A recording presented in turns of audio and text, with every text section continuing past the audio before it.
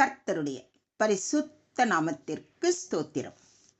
இன்றைய நாளின் தியானத்திற்கென்று தெரிந்து கொள்ளப்பட்ட வேத வசனம் நாளாகமத்தின் 1ஆம் புத்தகம் 28ஆம் அதிகாரம் 9ஆம் வசனம்.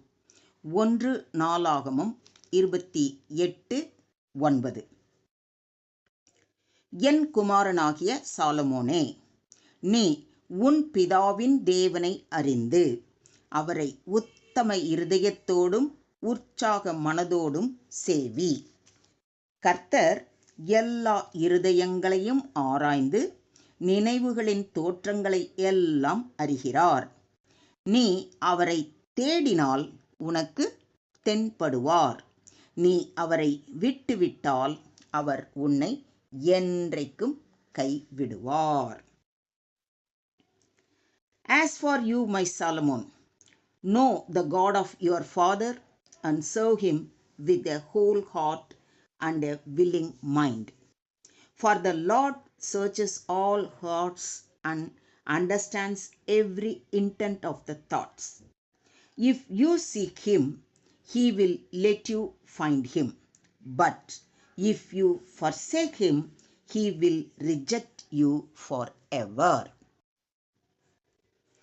என் மகனே சாலமோன், நீயோ உன் தந்தையின் கடவுளை அறிந்து முழு மனதோடும் ஆர்வமிக்க உள்ளத்தோடும் அவருக்கு ஊழியம் செய்.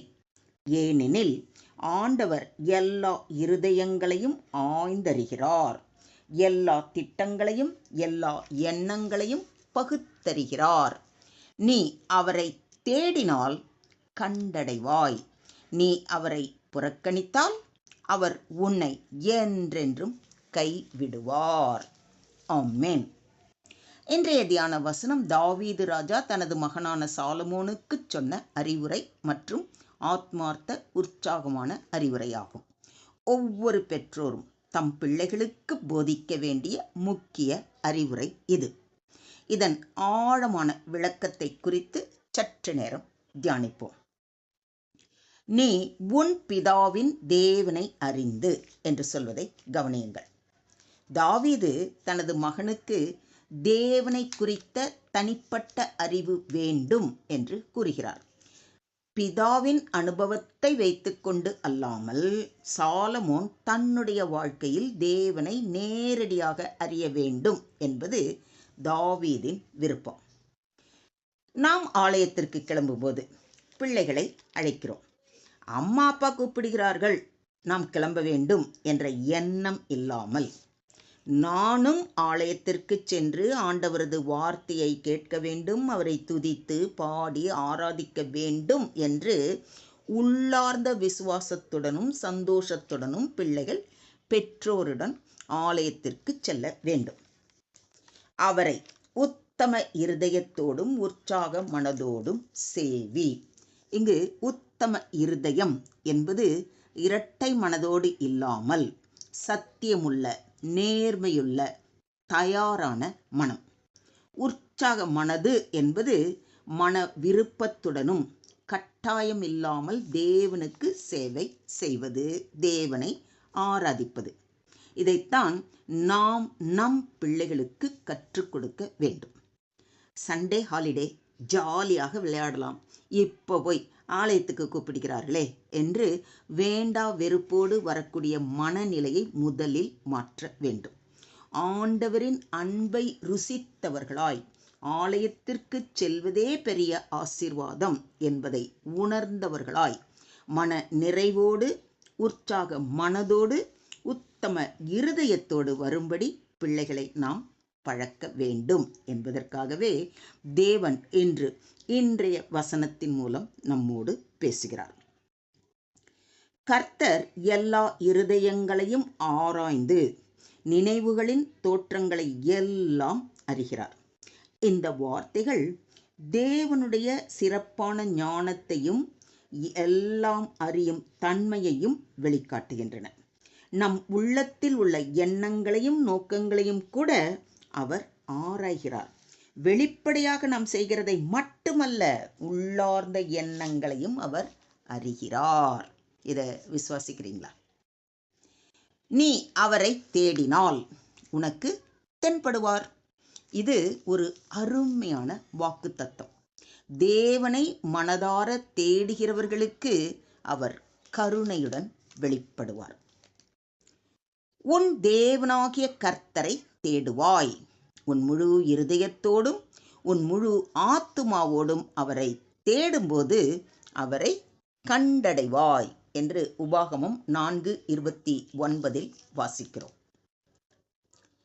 உங்கள் முழு இருதயத்தோடும் என்னை தேடினீர்களானால் என்னை தேடுகையில் கண்டுபிடிப்பீர் என்று எரேமியா தீர்க்கதரிசி மூலம் கர்த்தர் சொல்வதை எரேமியா 29:13 வாசிக்கிறோம்.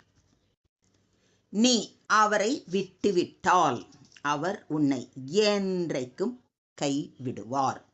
இது ஒரு எச்சரிக்கையாகவும் இருக்கிறது. சாலமோன் ராஜ்ய பரிபாலனம் செய்வதால் தேவனை நிராகரித்தால் கடினமான விளைவுகள் ஏற்படும் என்பதை தாவீது தனது மகனுக்கு மிக தெளிவாக அறிவுறுத்துகிறார். தேவன் பொறுமை உள்ளவர் என்றாலும் மனப்பூர்வமான மீட்பின்மை ஒருவரை நாசத்திற்கே இட்டு செல்லும்.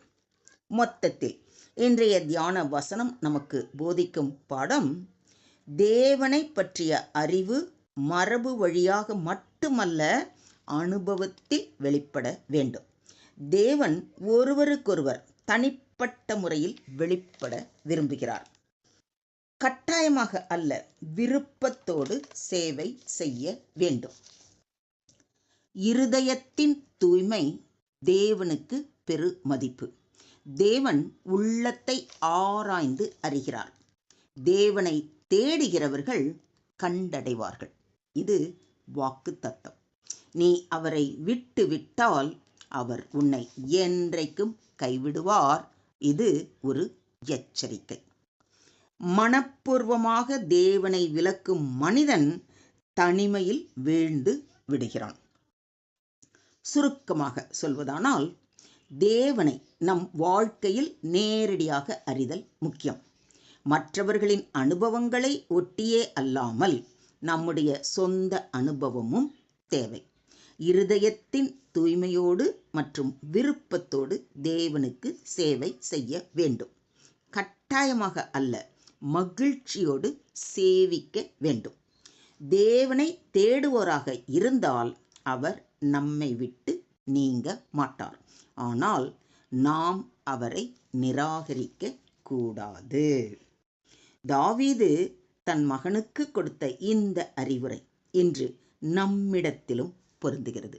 எனவே தேவனுடைய பாதம் அமர்ந்து நாமும் ஜெபிப்போம். ஸ்தோத்திரம் ஆண்டவரே, ஸ்தோத்திரம் கர்த்தாவே, ஸ்தோத்திரம் ஸ்தோத்திரம் ஸ்தோத்திரம். துதிகளின் மத்தியில் வாசம் செய்யும் எங்கள் தேவாதி தேவனே, உம்மை நன்றியோடு துதிக்கிறோம், ஸ்தோத்தரிக்கிறோம் அப்பா. கர்த்தாவே, எங்கள் இருதயங்களை நீரே ஆராய்ந்து அறிகிற தேவனாக இருக்கிறீர். நாங்கள் உம்மை மனதார தேடுவதற்கும் உங்களை அறிந்து உத்தம இருதயத்தோடும் உற்சாக மனதோடும் உமக்கு சேவை செய்வதற்கும் நாங்கள் தயார் நிலை அடைய உதவி செய்யும். எங்கள் எண்ணங்களையும் நோக்கங்களையும் தூய்மைப்படுத்தும். உம்மை விலக்காமல் எப்பொழுதும் உம்மோடு இணைந்து இருக்க உமது பரிசுத்த ஆவியால் வழி நடத்தும். நீ அவரை தேடினால் உனக்கு தென்படுவார் என்ற இந்த வாக்கு தத்தம் எங்கள் வாழ்க்கையில் நிறைவேற கிருபை தாரும். முற்றிலுமாக எங்களை தாழ்த்தி உம்முடைய கரத்திலே ஒப்புக் கொடுக்கிறோம். துதி கனம் மகிமை யாவையும் ஒருவருக்கே செலுத்துகிறோம். மீட்பர் இயேசுவின் மூலம் ஜெபம் கேளும் எங்கள் ஜீவனுள்ள தகப்பனே. ஆமென், ஆமென், ஆமென்.